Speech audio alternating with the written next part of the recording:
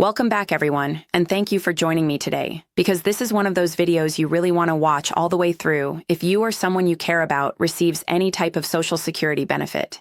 We are officially into 2026, and a wave of major Social Security changes has already gone fully into effect.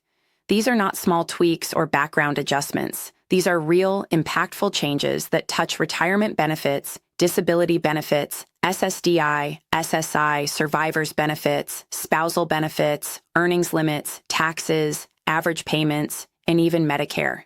Virtually every single beneficiary is affected in some way, whether that impact is big or small. This is going to be a packed and information-heavy video, and I want to be upfront about that, but it is absolutely worth your time because understanding these changes can help you protect your benefits, avoid costly mistakes, and even plan smarter for the months and years ahead.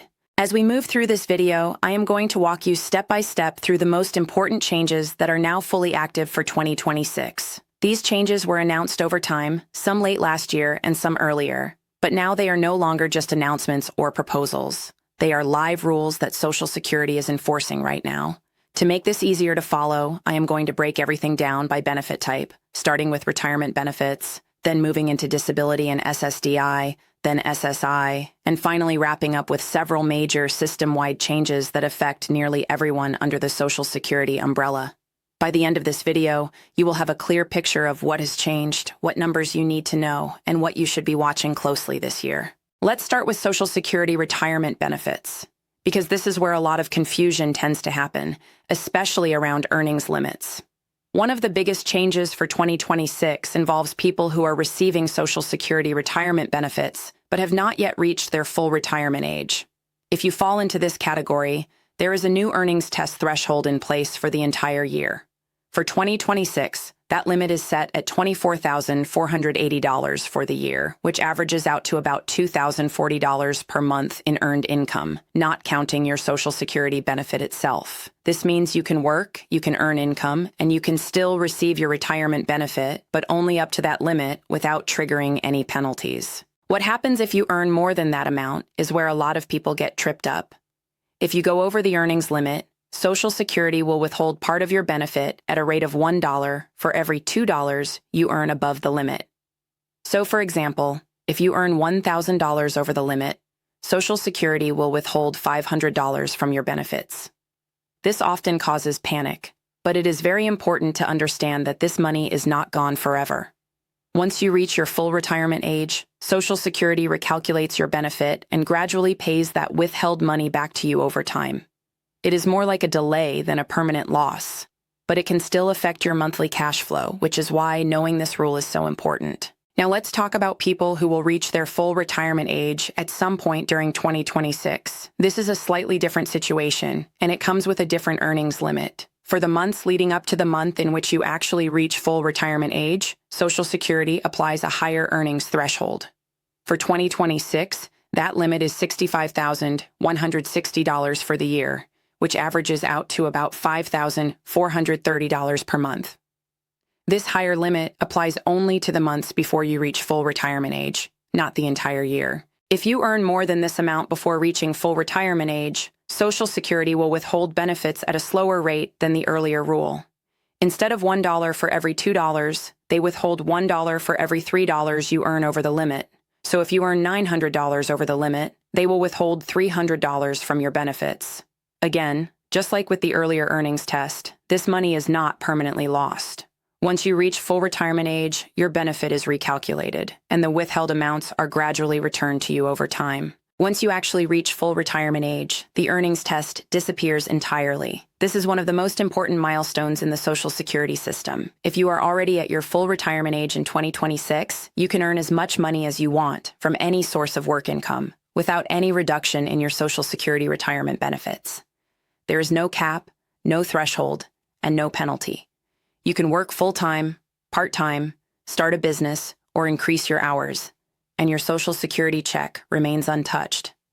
This is a major advantage for people who want or need to continue working later in life. Now let's shift gears and talk about Social Security disability insurance, also known as SSDI. It is extremely important not to confuse SSDI with SSI because they follow very different rules. For SSDI, the Social Security Administration breaks beneficiaries into two distinct categories: non-blind beneficiaries and blind beneficiaries.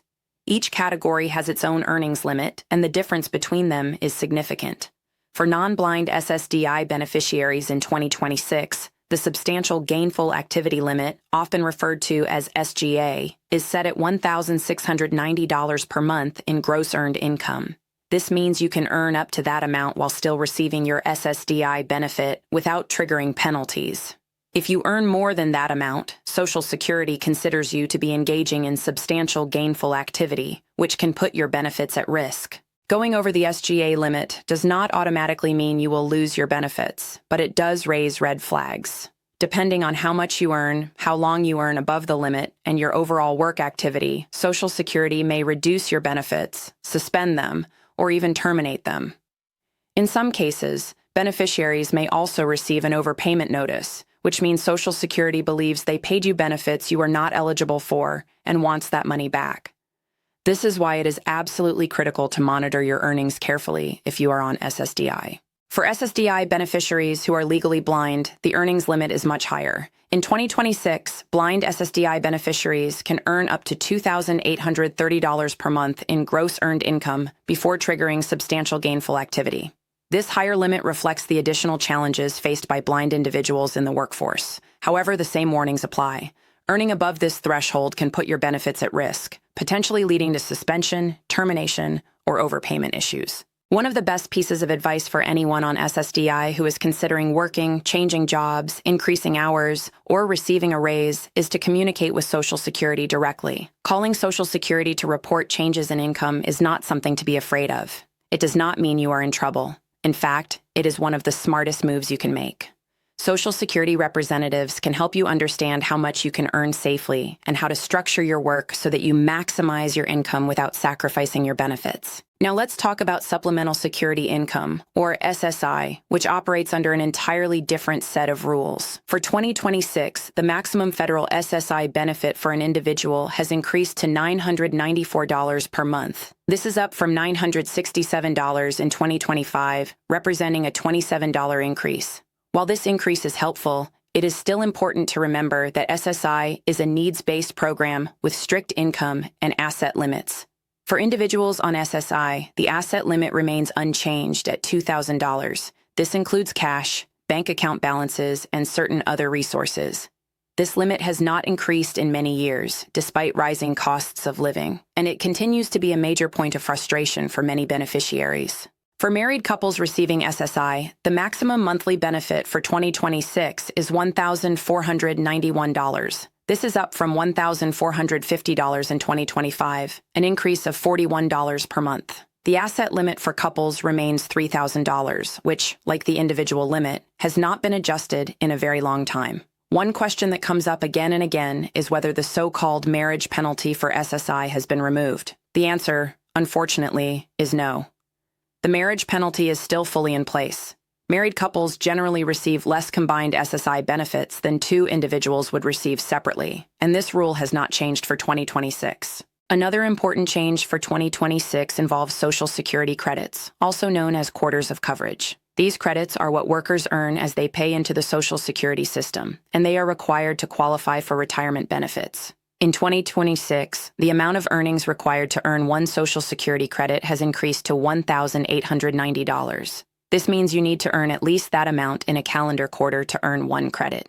Since you can earn up to 4 credits per year, you would need to earn at least $7,560 spread across the year to earn all 4 credits. Maximum taxable earnings is another major update for 2026, although it primarily affects higher-income workers. The maximum amount of income subject to Social Security payroll taxes has increased to $184,500. This is up from $176,100 in 2025. All income up to this amount is subject to the Social Security payroll tax, with employees paying 6.2% and employers paying an additional 6.2%, for a combined total of 12.4%.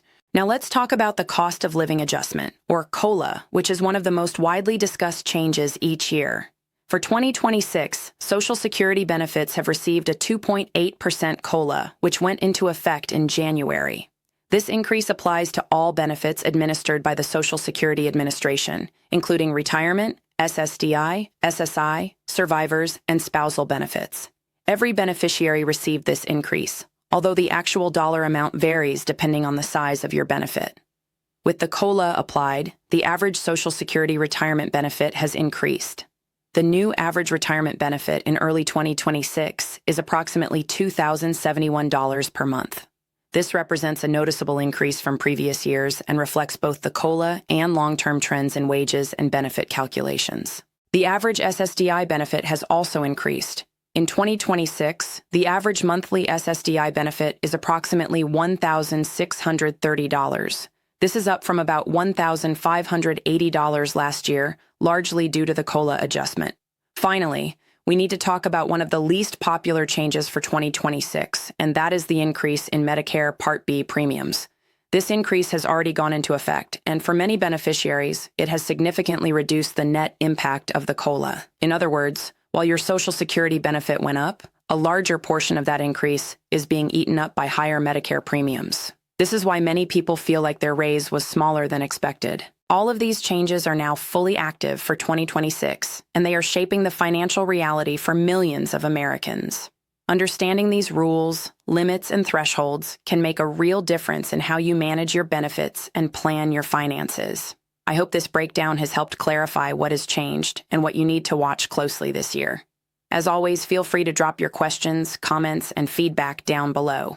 Let me know which of these changes affects you the most or what topics you would like me to cover next. If you found this video helpful, make sure to like it, share it with someone who might need this information, and subscribe so you do not miss future updates. Thank you so much for watching, and I will see you in the next video.